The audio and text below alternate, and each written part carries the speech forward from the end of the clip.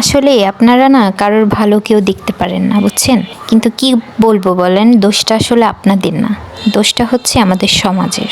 আমরা যদি দেখি কেউ সফল হচ্ছে বা কেউ উপরে উঠে যাচ্ছে, তাকে যে কোনো মূল্যে কিভাবে টেনে নিচে নামানো যাবে, এটাই হচ্ছে আমাদের মূল লক্ষ্য হয়ে দাঁড়ায়। আচ্ছা, একটা কথা বলুন তো, এই যে থটস অফ বিল্লাল ছেলেটা নিজের অ্যাকাউন্টটা তো হারালোই, তারপরেও তার ডাকে হাজার হাজার মানুষ, বিভিন্ন জেলা থেকে অনেক কন্টেন্ট ক্রিয়েটর তার ডাকে অসহায় মানুষদের পাশে দাঁড়িয়েছে। এই যে 43 ঘন্টায় কনি মিয়ার জন্য 10 লক্ষ টাকা সে জোগাড় করলো, তার আগে আরেকটা বাচ্চার জন্য সে 47 ঘন্টায় 10 লক্ষ টাকা তুলেছে। ঠিক আছে, তার একটা টাকা কি সে নিজের জন্য নিয়েছে?